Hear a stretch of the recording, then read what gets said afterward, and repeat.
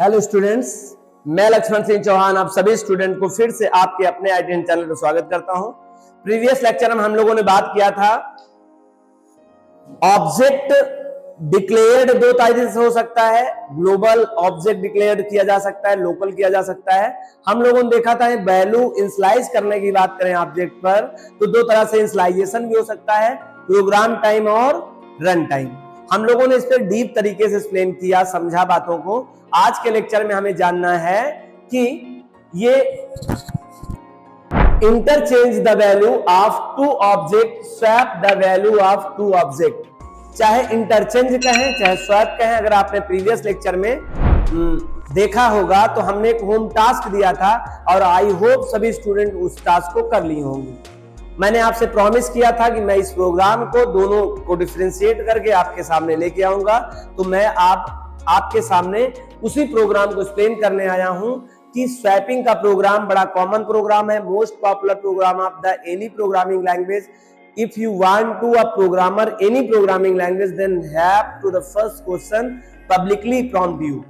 बड़ा simple question है लेकिन ज्यादा पॉपुलर है और इसी से आपकी शुरुआत होती है प्रोग्रामिंग लैंग्वेज में। वी कैन से दैट सबसे अगर सरल प्रश्न अगर किया जाए तो इसी प्रश्न से लोग शुरुआत करते हैं, कॉमन तरीके से बात करते हैं कि बताइए क्या आपको, जैसे please tell me about yourself, this is the fundamental question of the your talking and communication skills के लिए है।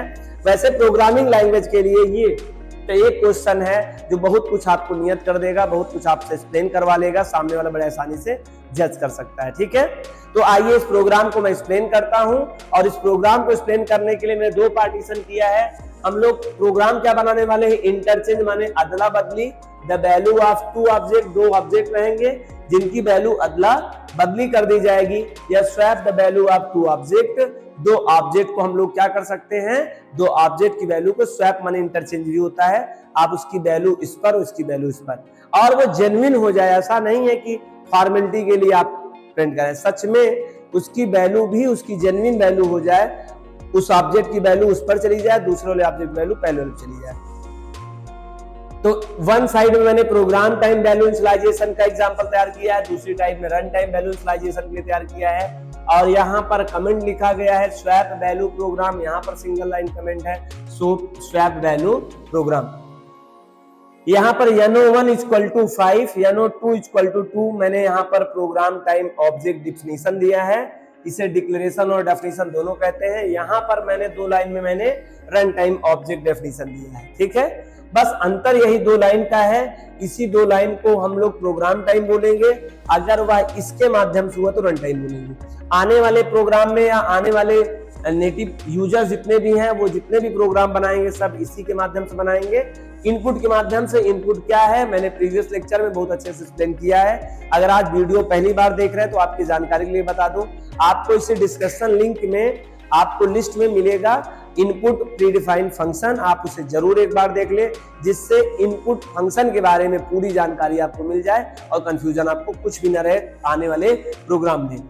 तो ये program NO1 equal to 5, NO2 equal to 2, यहां पर आप जानते हैं this is the basic concept. 5 is a integer type constant value, 2 is also integer type constant value, NO1 is a class object name, NO2 is also integer class object name। आप देख रहे हैं दो कांस्टेंट वैल्यू दो अलग अलग object पर assign किए गए हैं। ठीक है, यहां पर भी दो ऑब्जेक्ट हैं, बस वो वैल्यू आपसे उसी समय नहीं ले रहे हैं जब आप वैल्यू डिक्लेयर कर रहे हैं। तो यहाँ पे देखिए अभी कोई वैल्यू नहीं दिया जा रहा है और यहाँ पर वैल्यू दे दिया जा रहा है। भविष्य में जब इसको रन कराएंगे तो आपसे वैल्यू नहीं मांगी जाएगी क्योंकि प्रोग्राम टाइम है, जबकि इस प्रोग्राम को रन कराओगे तो आपको एग्जीक्यूशन टाइम में, रन टाइम में आपसे वैल्यू मांगा जाएगा। आप अपने मनमर्जी से जो वैल्यू देंगे उस वैल्यू को इंटरचेंज करेगा अलग अलग ऑब्जेक्ट पे। ठीक है, आइए अभी तो हमने दो वैल्यू दो ऑब्जेक्ट में रख लिया, अब मुझे क्या चाहिए, लॉजिक चाहिए। अब हम लोग क्या बात करेंगे sir, logic of interchange value on both object. Sir वो लॉजिक बताइए जो इंटरचेंज करेगा दोनों वैल्यू को, और यही बात इसी कमेंट में भी यही बात बताई जाएगी। प्रोग्राम अब मोस्टली सेम होंगे। प्रोग्राम में मात्र ये दो लाइन आप देख रहे हैं, दो स्टेटमेंट, इस पर ऑब्जेक्ट पर वैल्यू इनपुट के माध्यम से असाइन किया जाएगा, इस पर डायरेक्ट किया जा रहा है, इसी को प्रोग्राम टाइम कहेंगे और इसको रन टाइम कहेंगे। चलो आगे चलें। अब आपको स्वैपिंग का कंसेप्ट जानना होगा। हम स्वैपिंग का कंसेप्ट जानने चल रहे हैं, तो हम लोग अगर दो ऑब्जेक्ट हमारे पास है और दोनों की वैल्यू को इंटरचेंज करना है, तो आपको एक तीसरा ऑब्जेक्ट जरूरत पड़ेगी। बड़ी कॉमन बात है, आप ऐसे समझिए, अगर मेरे पास दो ग्लास है, ये ग्लास है मेरे पास, और इन दोनों ग्लास में यदि, इसको रख दें जिससे आपको कंफर्मेशन समझ में आए, ये दो ग्लास है मेरे पास और ये दोनों ग्लास में, इस ब्लू वाले ग्लास में वाटर है और इस ब्लैक वाले ग्लास में मिल्क है। अब किसी ने कहा क्या आपस में इन दोनों ग्लास की वैल्यू, मतलब मिल्क इसमें आ जाए और वाटर इसमें चला जाए, मतलब मिल्क इसमें आ जाए वाटर इसमें चला जाए, इन द सेंस ऑफ इसकी क्या एक्चुअल वैल्यू इंटरचेंज हो सकती है? तो आप बताइए कैसे करेंगे? डेफिनेटली वही लॉजिक सेम टू सेम यहां लगाया जा सकता है। फिर समझिए, ये ब्लू कलर का जो इसमें कैप लगा हुआ है, इसमें मिल्क है, ये ब्लैक कलर का जो लगा हुआ है उसमें वाटर है। अगर इन दोनों के ग्लास की वैल्यू मुझे इंटरचेंज करना है, इसकी वैल्यू इसमें आ जाए, इसकी वैल्यू इसमें आ जाए, हाथ नहीं बदल देना है। आपके हाथ बदल देने से वो वैल्यू नहीं बदल जाएगी। इसमें अब भी मिल्क है, इसमें अब भी वाटर है, ठीक है। क्या करेंगे सच में बदल जाए? तो आप एक तीसरी ग्लास लेंगे, ये रही मेरे पास एक तीसरी ग्लास, जिसे टेम्पररी ग्लास कहेंगे। अब मैं क्या करूंगा, मिल्क वाला जो कंटेंट है वैल्यू इसमें कर दूंगा, तो ये मिल्क वाला खाली हो जाएगा, और जो ये वाटर वाला है इसको मिल्क वाले में कर लूंगा, और फिर से जो टेम्पररी लिया था मैं चेंज कर लूंगा। आई होप ये बात समझ में आ गया। तीसरी ग्लास लेके पहले वाले की वैल्यू अगले वाले में आपने इंपटी कर दिया, ये इंपटी हो गई, इसका इसमें इंपटी हो गया, अब उस वाली वैल्यू को इसमें रख लीजिए। तो आप ऐसे इंटरचेंज कर दिए। लेकिन यहां पर आपको उसी तरह कंसेप्ट यूज करना पड़ेगा, बस थोड़ा सा अंतर ये है कि यहां पर मैथमेटिकल टास्क करना पड़ेगा बस, ठीक। कहानी सेम वही है। आइए सबसे पहले तो एक हम नया ऑब्जेक्ट लेते हैं, और ऑब्जेक्ट के नेम में भी सीधे सीधे टेम्प लेते हैं, टेम्प फॉर टेम्परेरी। और NO1 की वैल्यू कहां कॉपी करा देते हैं? पहले टेम्प पे करा देते हैं। आपको पता होगा कि वहां पर आपने ग्लास से मिल्क को डाल दिया था तो यहां बचा नहीं था, लेकिन अगर हम प्रोग्रामिंग लैंग्वेज में उसी कंसेप्ट को फॉलो करें तो NO1 की वैल्यू टेम्प पे कॉपी हुई है, ना कि यहां से चली गई है। इस बात को ध्यान रखना। अब मैं दूसरा लाइन क्या लिख रहा हूं, अब NO2 पे जो कंटेंट है वो NO1 पे मैं कॉपी करा दे रहा हूं। आपको पता है NO1 पे पहले से ऑलरेडी 5 था, लेकिन अब नहीं रहेगा, अब वो 5 ओवरराइट हो जाएगा। अब जो 5 रहा करता था अब उस पे 2 हो जाएगा, ठीक है। आगे दूसरी लाइन में देखें, ये जो टेम्प नाम का जो आपने तीसरा एक्स्ट्रा ऑब्जेक्ट लिया था उस पे रखी गई कॉपी ऑफ NO की वैल्यू को आपको NO2 पे रखवा देना है। आप देखेंगे मात्र ये 3 लाइन का स्टेटमेंट है जिसे हम लोग लॉजिक ऑफ स्वैपिंग कहेंगे। आप देखेंगे कि ये वैल्यू आपस में इंटरचेंज हो गई है। आइए मैं आपको एक एग्जांपल बता दूं, एक ड्राई रन करा के बता दूं कैसे काम हुआ। सपोज दैट यहाँ क्या था, यहाँ 5 था और टेम्प पे क्या चला गया, 5 चला गया। NO2 पे क्या था, 2 था। 2 कहाँ कॉपी हो गया, NO2 पे हो गया, मतलब जो 5 था अब क्या हो गया, 2 हो गया। याद रखिए NO1 की अब वैल्यू क्या हो गई है, 2 हो गई। नीचे लाइन देखिए, टेम्प है, टेम्प पे क्या है, 5 है, और NO2 पे क्या है, NO2 पे ऑलरेडी 2 है, उस पे क्या हो जाएगा, 5 हो जाएगा। आप देख रहे हैं NO1 पे आपने 5 रखा था, NO2 पे आपने 2 रखा था, लेकिन आज इस लॉजिक की मदद से NO1 पे क्या गया है 2 और NO2 पे क्या गया है 5। देखो वैल्यू इंटर चेंज हो गई। आई होप ये बात आपको समझ में आया होगा। तो ये लॉजिक है स्वैपिंग की, जिससे आप स्वैपिंग कर सकते हैं।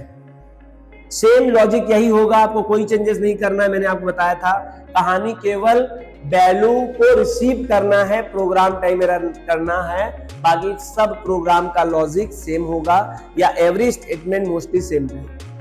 बस बिहेवियर में अंतर होगा। बिहेवियर में क्या अंतर होगा, यहाँ पर आपसे वैल्यू नहीं मांगी जाएगी, यहाँ पे आपको रन टाइम में वैल्यू मांगी जाएगी। ये बिहेवियर में डिफरेंस हुआ।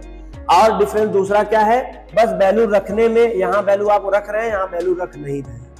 यही दो डिफरेंस होता है रन टाइम प्रोग्राम टाइम में, बाकी सभी मोस्टली सेम होते हैं। अच्छा, ये प्रोग्राम हुआ।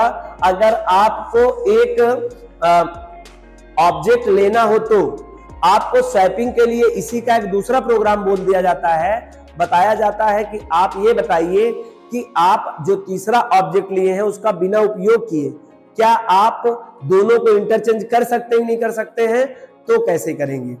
आपने देखा तभी पानी और दूध को इंटरचेंज की बात किया था, तो वही तीसरी गिलास लेके कितना आसान हो गया था।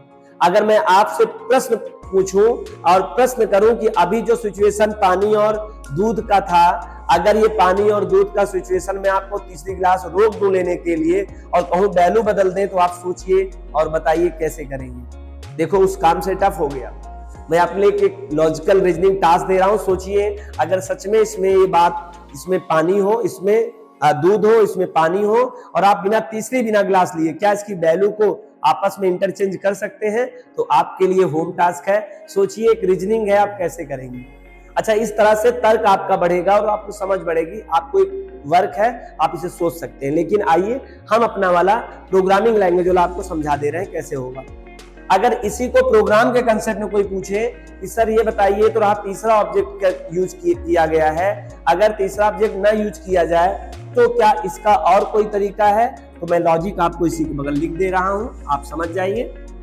ये तो रहा यूजिंग थर्ड वेरिएबल। अगर आपको वेरिएबल नहीं लेना है, ऑब्जेक्ट नहीं लेना, तो आप किस काम को करेंगे? तो आपको लिखना पड़ेगा no1 is equal to no1 plus no2, no2 is equal to no1 minus no2 और no1 is equal to no1 minus no2। ये एक लॉजिक दूसरी हुई। आप देख रहे हैं इसमें आपने किसी प्रकार का तीसरा ऑब्जेक्ट नहीं लिया है, मात्र no1 और no2। कुछ ऐसा किया गया है कि ऑटोमेटिकली वैल्यू चेंज हो गई है और बिना थर्ड ऑब्जेक्ट लिए हुए। तो आप स्वैपिंग के प्रोग्राम में ये लॉजिक भी यूज कर सकते हो, ये लॉजिक भी यूज कर सकते हो। ये लॉजिक तो इसमें भी यूज कर सकते थे, लेकिन ये लॉजिक तो आपसे पूछ लिया जाएगा कि बिना थर्ड ऑब्जेक्ट लिए हुए क्या आप स्वैपिंग कर सकते हो, तो आप बताइए यस। और ये रहा लॉजिक कैसे कर सकते हो। अगर आप इसको चाहते हो सर रन कराएं तो एक बार देख लीजिए इसको भी आप। ये 5 है और ये 2 है। आप जरा सोचिए, ये 5 है, ये 2 है, no1 पे कॉपी करने की बात किया जा रहा है और no1 पे वैल्यू क्या है 5 है, लेकिन अब इस पे क्या हो जाएगा 7 हो जाएगा। ये बात आपको पहली लाइन समझ में आई होगी। no1 पे 5 था, no2 पे 2 था, 5 और 2 ऐड हुआ 7 हुआ और no1 की वैल्यू कॉपी हो गई 5 के स्थान 7। दूसरी लाइन पे आते हैं हम लोग। दूसरी लाइन में no1 है, no1 पे ध्यान रखना 7 है, 7 माइनस no2 पे क्या है, no2 पे 7 माइनस 2 क्या हो जाएगा 5 हो जाएगा। और आप no2 पे पहले क्या था 2 था, लेकिन अब क्या हो जाएगा 5 हो जाएगा। ये दो लाइन आपको समझ में आ गई। पहली लाइन इस तरह से, दूसरी लाइन इस तरह से। तीसरा स्टेटमेंट में देखिए क्या हो रहा है। no1 की वैल्यू क्या है 7 है, no2 की वैल्यू क्या है 5 है। 7 में 5 माइनस करोगे क्या आ जाएगा, और no1 पे रखना है। no1 पे क्या था 7 था, लेकिन 7 नहीं रह जाएगा, क्या होगा 7 में से 5 जाएगा, कितना हो जाएगा 2 हो जाएगा।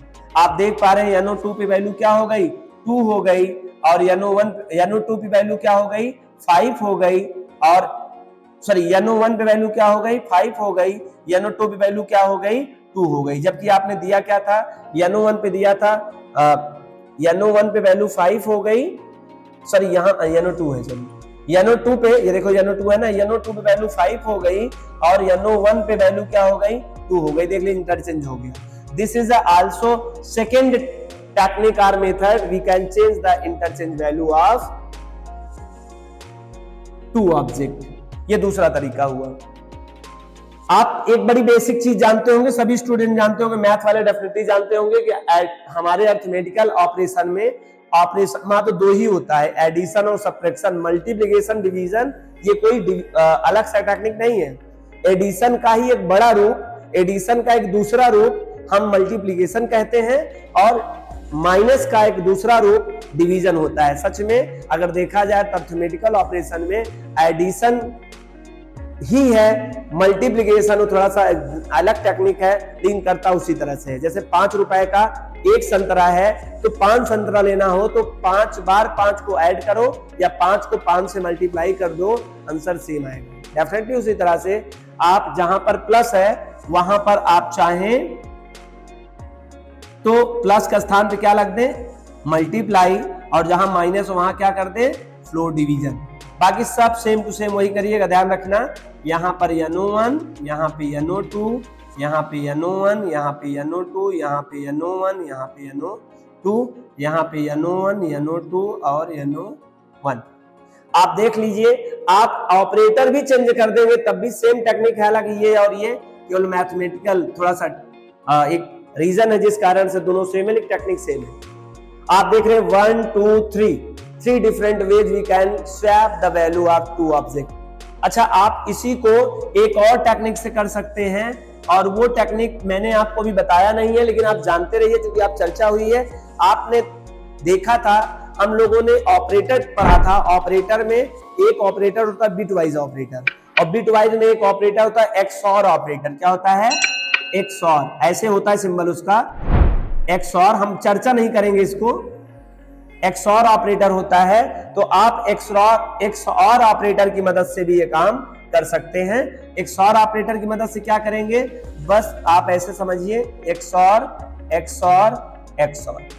आप यहाँ पे XOR ऑपरेटर लगा देंगे फिर भी ये काम हो जाएगा, लेकिन हम इसको एक्सप्लेन नहीं करेंगे क्योंकि हमने आपको लॉजिकल ऑपरेटर में बिट वाइज ऑपरेटर नहीं पढ़ाया। उसका कारण क्यों नहीं पढ़ाया है, जब आपको फंडामेंटल प्रोग्रामिंग बता देंगे, एक टाइम आएगा तब उसको एक्सप्लेन करूंगा तो वहां आपको समझा दूंगा। बस जानकारी रहे स्वैपिंग का, this is first technique, this is a second technique, this is a third technique, this is also fourth technique, but this is a common technique. We are use the previous programming language, this is not new of any technique of Python programming language. ये technique आज की नहीं है, बहुत परंपरागत तरीके से previous programming language में C++, Java, Visual Basic, .NET, C है, सभी में ये टेक्निक यूज होती है। पाइथन का कोई विशेष इसमें महत्व रहा नहीं, लेकिन पाइथन का एक विशेष महत्व है जो आज तक किसी प्रोग्रामिंग लैंग्वेज ने ऐसा नहीं दिया। पाइथन प्रोग्रामिंग लैंग्वेज इसी काम को आपको बड़े आसानी से करके दिखा देगा। आपसे कोई प्रश्न पूछे, जैसे अभी एक प्रश्न बना था कि बिना थर्ड ऑब्जेक्ट लिए क्या आप वैल्यू को स्वैप कर सकते हो, तो आपने कहा यस।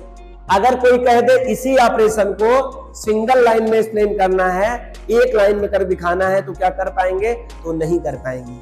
आप कहेंगे सर सिंगल लाइन में कर देंगे, यहाँ सेमीकोलन लगा के सेमीकोलन लगा देंगे, तब सेमीकोलन का मतलब ही वहां पे 2 लाइन होता है। मैं क्या कहना चाहता हूं, अगर मैं कहूं क्या एक लाइन में इसी प्रोग्राम को कर सकते हो, तो कोई भी स्टूडेंट कहेगा यस सर मैं कर सकता हूं। आप ये वाला टेक्निक हमें बताने का प्रयास करेंगे, और ये टेक्निक बिल्कुल सही है। एक समय मैंने आपको बताया था ऐसे ये सिंगल लाइन में किया जा सकता है, लेकिन याद रखना ये सिंगल लाइन नहीं हुआ, ये मात्र आपको दिखने में सिंगल लाइन हो रहा है। ये सेमीकोलन जहां जहां हुआ है ये इसी चीज का प्रमाण है, 3 स्टेटमेंट में हो चुका है ना, ये सिंगल लाइन नहीं हुआ। लेकिन अगर आपसे कोई पूछे क्या एक लाइन में इस प्रोग्राम को कर दोगे, तो Python programming language provide to the single line statement complete the swapping. एक लाइन में ही आपको स्वैपिंग परफॉर्म करा सकता है, और मैं वो टेक्निक आपको बताने चल रहा हूं। और this technique is number of 5th technique, 1st, 2nd, 3rd, 4th और 5th होगी। अच्छा, ये जितने भी टेक्निक यहाँ बताए गए हैं ये सेम टू सेम टेक्निक यहां भी है। नहीं आप सोचना कि रन टाइम में ऐसा नहीं है, रन टाइम में भी ये 1 2 3 एंड 4 टेक्निक अलाउ करता है। जो 5th टेक्निक है, मेरे पास इस समय जगह नहीं, इसलिए मैं ये टेक्निक इधर बता दे रहा हूं, आप इसके लिए इधर भी मान लीजिएगा। आप केवल क्या करिए, NO2, NO1 कर दीजिए और NO1, NO2 कर दीजिए। This is a single line statement और interchange the value. This is the very popular method, और यह प्रोग्रामिंग लैंग्वेज में, इतिहास के प्रोग्रामिंग लैंग्वेज में इससे सरल तरीका नहीं हो सकता है कोई भी स्वैपिंग का, किसी भी प्रोग्रामिंग लैंग्वेज के कंसेप्ट से। तो आपको एक एविडेंस और मिला, this is the flexible and powerful programming language allow to the various flexibility of user design the program and productivity of the software designing. आप अपनी प्रोडक्टिविटी को बढ़ा सकते हैं, क्योंकि आपको उसी काम को कितना सरल तरीके से एक्सप्लेन कर दिया। कहोगे सर हो गया swapping, yes, this is a complete swapping. और यह जो टेक्निक है या जो टेक्नोलॉजी है यह टेक्नोलॉजी केवल पाइथन प्रोग्रामिंग लैंग्वेज के साथ अलाउ हुआ है। इससे पहले प्रोग्रामिंग लैंग्वेज चाहे सी, चाहे C++, चाहे जावा, चाहे विजुअल बेसिक, चाहे सी हैश, कोई भी प्रोग्रामिंग लैंग्वेज हो उसमें इस तरह का अलाउ नहीं होता है। This is only permitted to the Python programming language. I hope आपको आज की क्लास समझ में आई होगी। ये 5 डिफरेंट टाइप की टेक्निक है जिसकी मदद से आप स्वैपिंग प्रोग्राम कर सकते हैं। आई होप यहाँ 2 बातें क्लियर हो गई। एक तो आपको स्वैपिंग प्रोग्राम भी समझ में आ गया, प्रोग्राम टाइम और रन टाइम में डिफरेंस पता चल गया। आइए इस प्रोग्राम को पूरा कर देते हैं। अगर आपको करने का जी करे आप कैसे करोगे इस बात को समझिए, ठीक है।